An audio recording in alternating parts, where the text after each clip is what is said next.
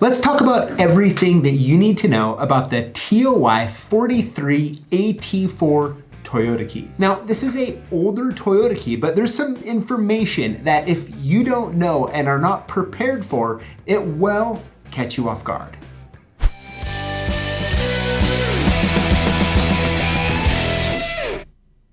Now for this particular Toyota key, Toyota started using it in 1998 all the way until right around 2005, of course depending on the vehicle. Now this TOY43AT4 key is actually a part of the Toyota Transponder family as we kind of know it as the TOY44D, TOY44G, and TOY44H. As a matter of fact, if we put them all on the screen here, you can see that they essentially all look the same. The head shape is the same, the key blade is the same. So the good part is that once you start to understand these Toyota Transponder keys, you know, the information will start clicking for you, which is really nice. Now, before we get to the really good stuff, let's kind of go over all the basics and make sure we're on the same page here.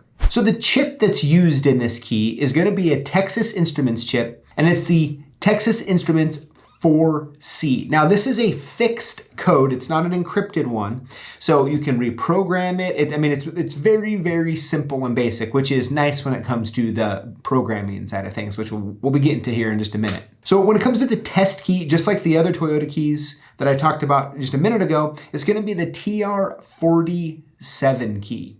And the key shell, as you know, I really like the JMA ones, and the part number for that is the TP00TOYO-15.P.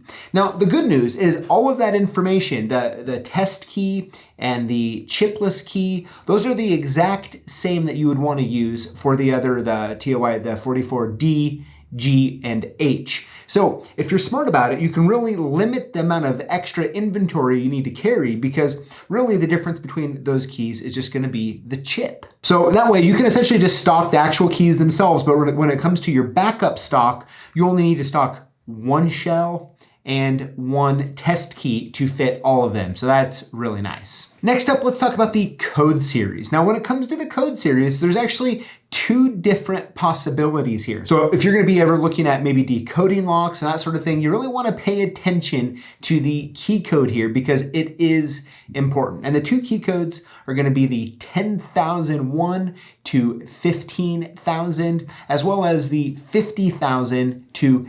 69,999. Now, of course, all of this information is going to be free to download in a PDF format as a nice quick sheet, which I hope you find really helpful. Now, let's talk about key duplication here, all right? So the good news, once again, is you're going to duplicate it the same way you do the other Toyota keys. So let me go ahead and just play a quick clip for you as a refresher. Since we're just having fun here, I'm going to just use a TR47 key that I'm going to be duplicating. Now let's talk about securing this key into the jaw, right? Now, your standard practice, a standard thing you're gonna think is, well, we'll put it in right here on the groove and like that, and then we'll go ahead and take this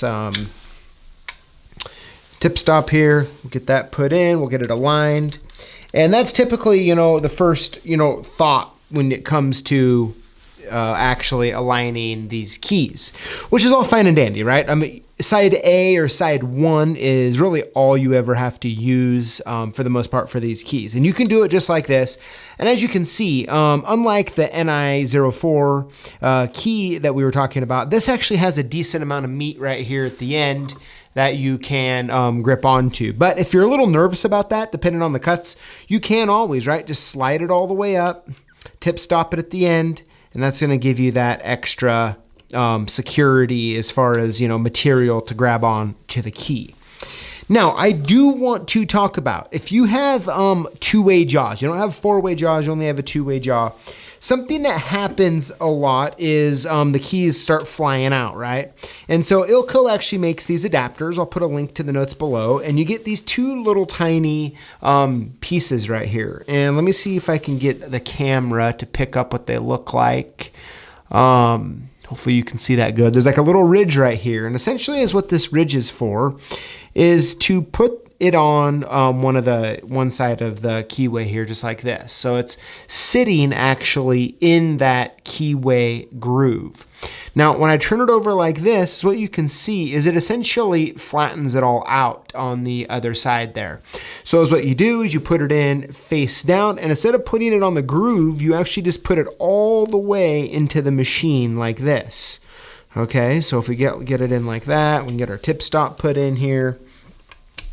We do that, and then just push it all the way in. Now, as you can see, cutting it like this, I mean, that's essentially, you know, the bulletproof way to do it. You're gonna be able to go through, not have a problem. So if you struggle with these, or you know, you wanna just use the adapters, they are available, they're pretty inexpensive, and I'll put a link so you can buy them from us, no problem. So let me go ahead and pull that back out. So there's one for each side, right? So we'd put one on this key, and then on the key we were gonna duplicate, we would put the other one. Now, I'm going to just set those aside here, and let's just cut it without those. So what we're gonna do is something I call the shaving technique. So I'm not gonna hit each one all the way down. I'm gonna shave it. I'm gonna just kind of shave halfway through, then come back and get it again, and then cut it normally. So that's something you can do if you wanna just use this type of setup. So let's go ahead and turn it on and get to work.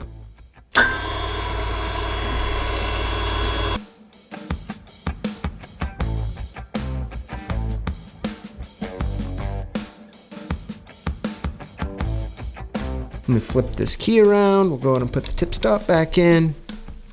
We'll get it aligned. Let's go ahead and cut the other side here.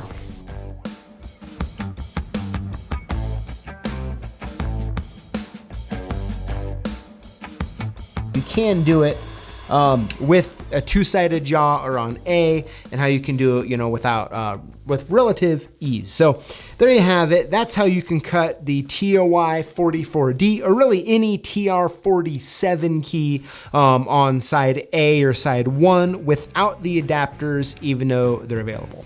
All right, so now that we're on the same page with all of that information, let's talk about what I believe is really the most important thing to know about this transponder key, and that it will also really kind of catch you off guard if you don't know this information. So when it comes to programming, all right, so there's pretty much two ways you can look at it here. There's onboard programming, and then there's programming via like a piece of equipment, all right, like the Auto Pro Pad or Smart Pro, something like that.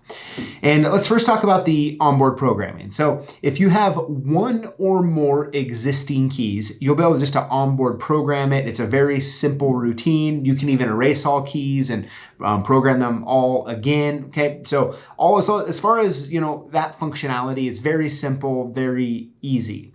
But now let's talk about the key programming side, all right? Now this can throw you for a loop, all right? So back in 1998 on these Toyotas, they did not have a OBD2 port. So when you go to program, if you were to show up there and not really look at all the information, you go to try to plug in to an OBD2 port, well, you're gonna be like, wow, one doesn't exist. This is not good. How do I program it, all right? So what you have to do on these is you actually have to pull out the ECU, and you have to take it apart, and you actually have to flash it, either using like a old school Easy Flasher or even like the Auto Pro Pad, a tool like that, and you actually have to clip on and do it. Now, I've actually done several of these with the Easy Flasher, and you know, it's not difficult, but it is definitely intimidating the first time that you do it. So if you're gonna be accepting calls for all keys lost, you really have to make sure that you have ECU flashing equipment to make sure that you can get the job done. And of course, if you wanna know more about that, go ahead and give us a call. We'd be happy to talk to you about it.